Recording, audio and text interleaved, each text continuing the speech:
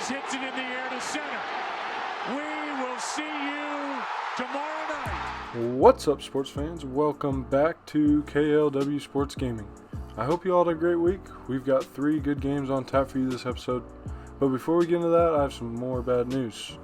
Wade Miley went down pitching a couple weeks ago and has been placed on the 60-day IL. And while we never want to lose one of our guys, this gives us a chance to check out right-handed pitcher Jose De Leon. Throws hard, throws very hard. He mixes in 4 pitches, and he's been very successful throughout his first couple starts in AAA.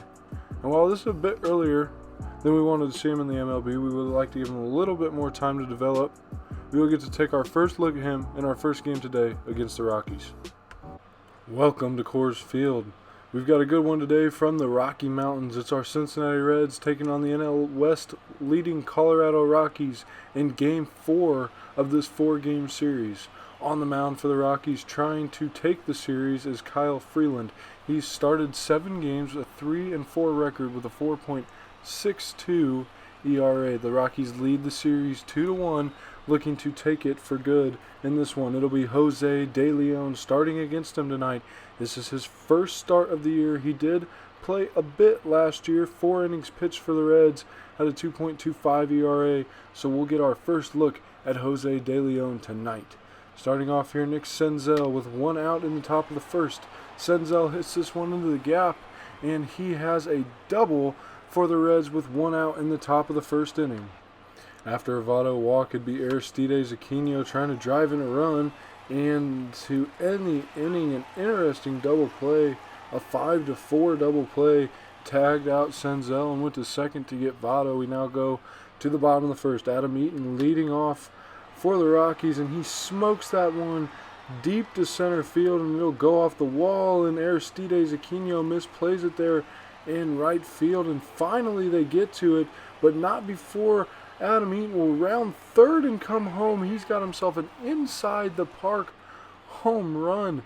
They're now running on first after a walk, and Nolan Arenado takes that one. And now first and second be Charlie Blackmon up next, and Blackmon would hit one over the right fielder's head, Phillip Ervin, and that one would go off the wall, and they'll bring home a 1 run, and it'd be 2-0 Rockies.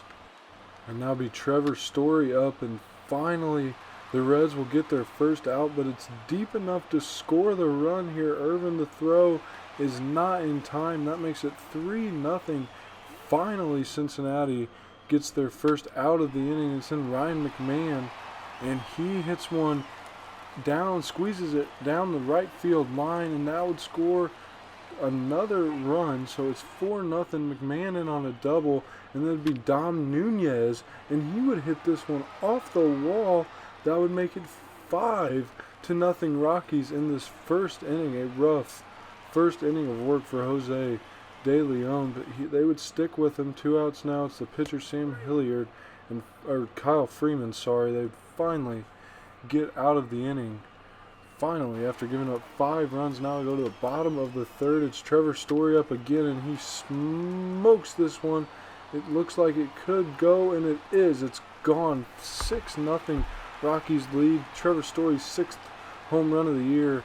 And the Rockies, man, they are on fire. That would be it for De Leon. He would go in 2 1/3 inning. Now it'd be Lucas Sims. He's pitched in 6 games this year, only 7.1 innings, 7 1/3 innings, 11.05 ERA.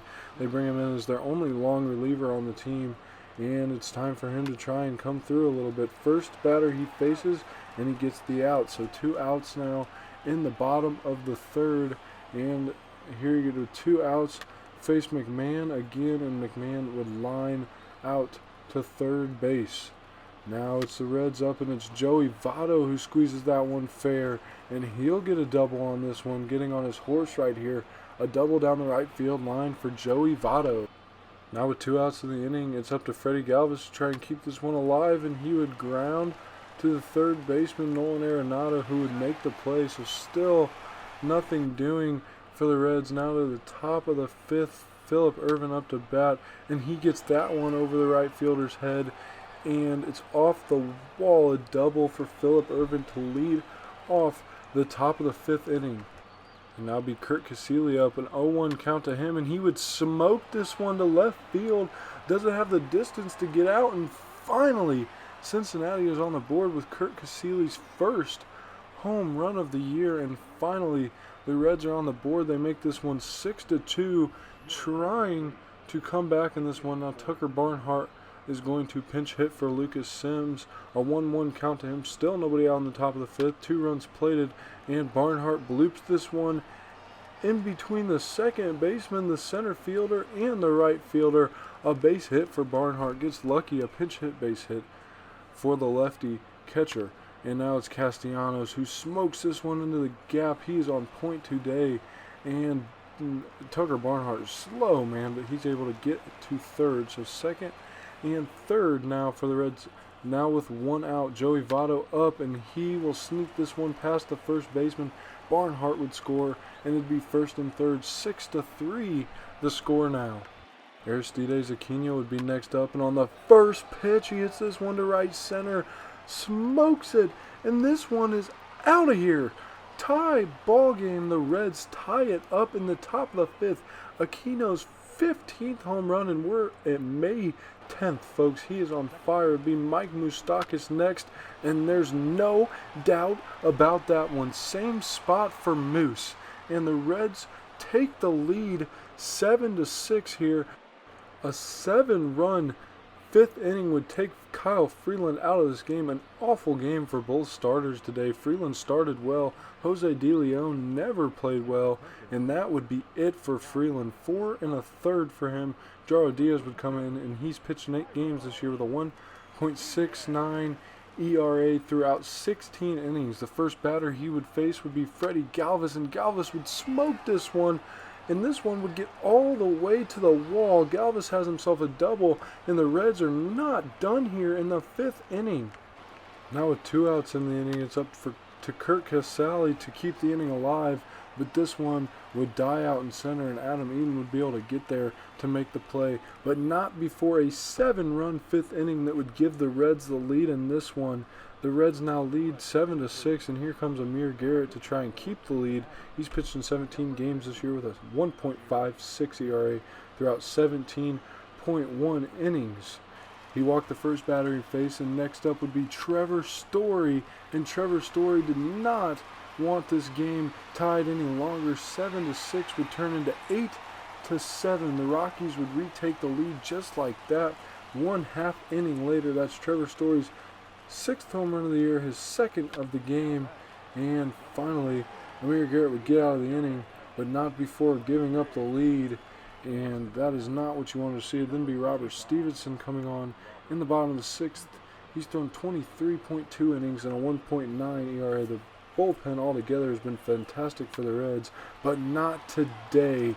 Adam Eaton puts the nail in the coffin in this one. In the bottom of the 6th inning, he smokes a 3-run home run, his 2nd of the game, 7th of the year, and the Rockies take an 11-7 lead, and that would be it for this one. It would be 13-8 in the top of the 9, and Aristides Aquino would smoke one, a home run, but that doesn't matter.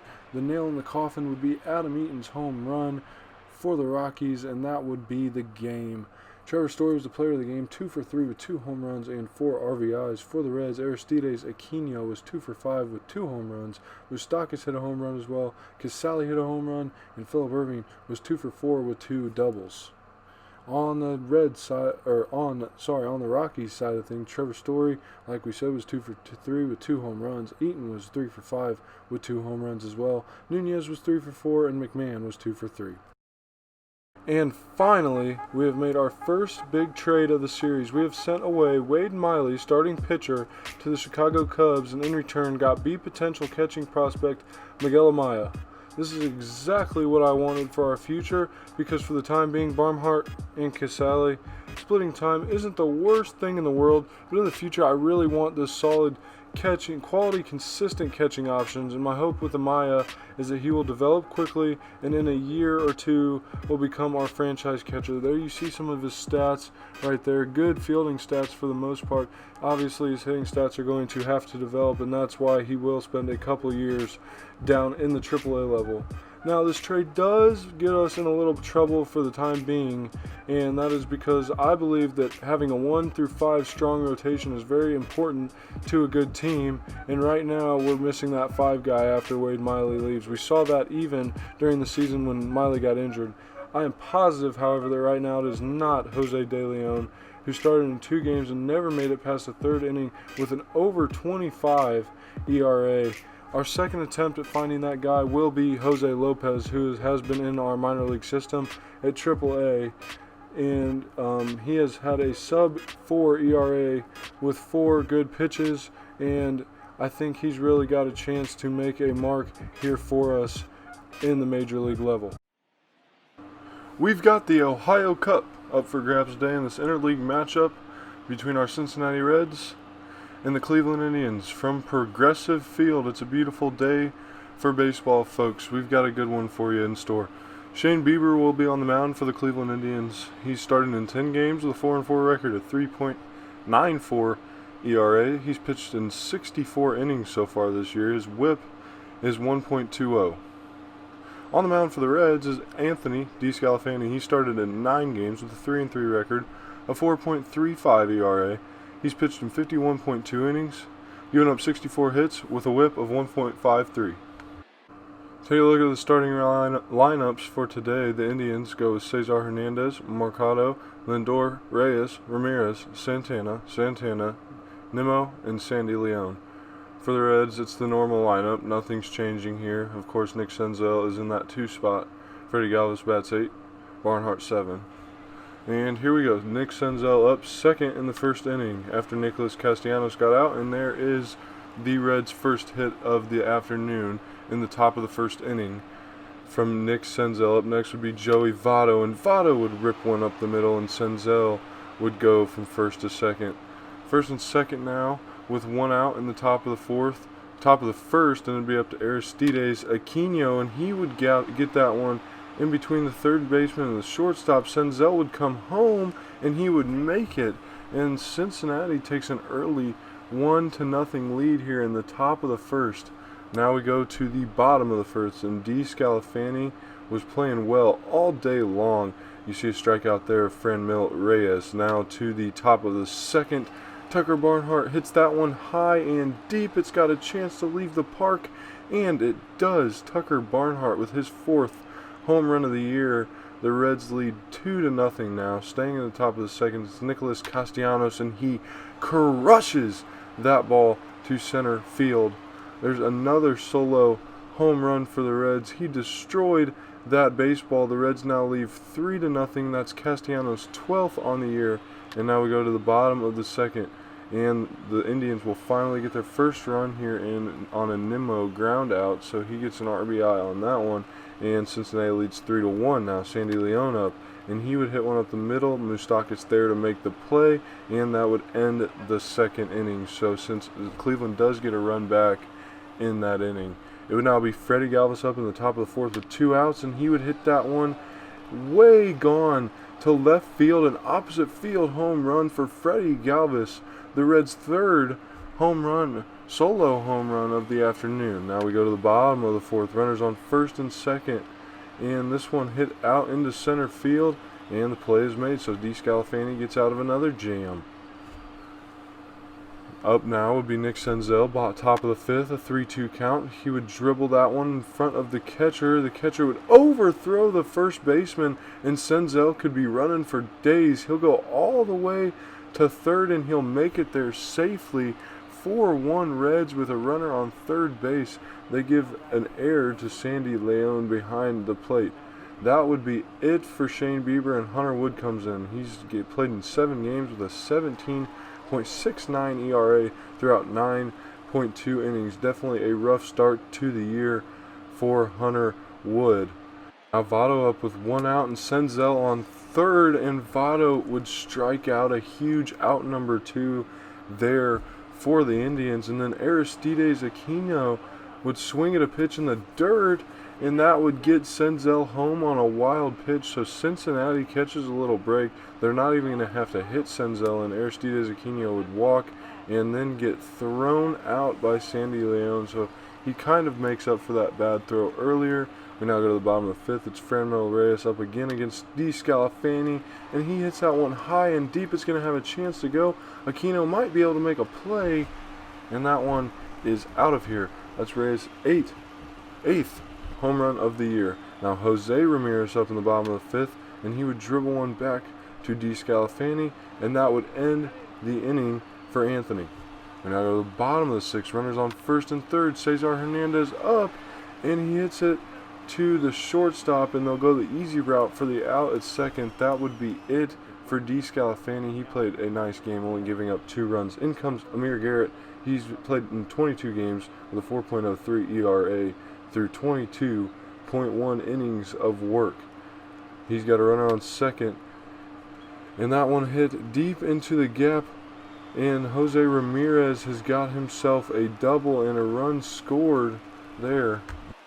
So all of a sudden, a game that hasn't looked close all night is now 5-3 here in the bottom of the 7th. Garrett would get the next batter, and he would single past the outstretched glove of Moustakas, but then he tried to go 2, and Tucker Barnhart would gun him down, and that would be it for Amir Garrett. Raciel Iglesias comes in. He's played 19 games with 2.33 ERA through 19 innings. With a runner on first base, Cesar Hernandez hits that one into down the left field line, squeezes it down the left field line. Now runners on 2nd and 3rd for Oscar Mercado.